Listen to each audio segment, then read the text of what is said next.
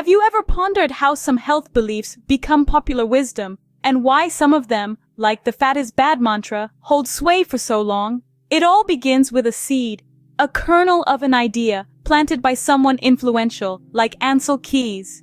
Keys, often referred to as Monsieur Cholesterol, was a prominent diet researcher in the 1950s. He was convinced that Americans were suffering from a heart disease epidemic due to increased fat consumption. Despite the American Heart Association's initial skepticism, they changed their stance on dietary fat in 1960, not because of new evidence, but because Keys and an ally joined the committee. This pivotal moment set the tone for decades of news coverage, with Keys even gracing the cover of Time magazine. As the fat is bad theory gained traction, the Cascade accelerated in the 1970s. A committee led by Senator George McGovern, relying on a single Harvard nutritionist, Mark Hegsted, issued a report advising Americans to lower their risk of heart disease by eating less fat.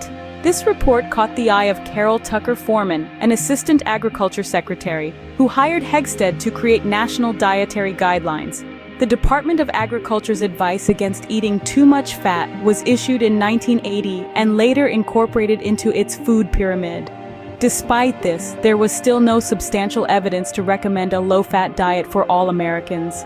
Even the National Academy of Sciences voiced their disagreement, only to be harshly criticized for challenging a belief endorsed by the American Heart Association, the McGovern Committee, and the Department of Agriculture.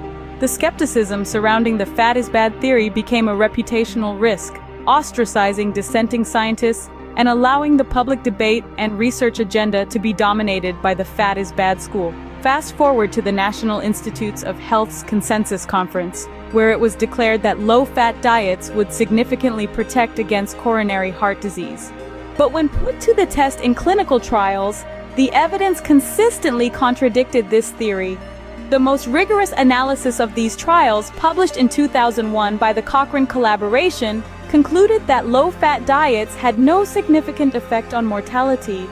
One notable skeptic was Dr. Edward H. Peter Ahrens, Jr., who pointed out that most of the doctors endorsing low-fat recommendations didn't specialize in this field and were relying on second-hand knowledge. In the words of Dr. Hwa A, this is a classic case of a cascade.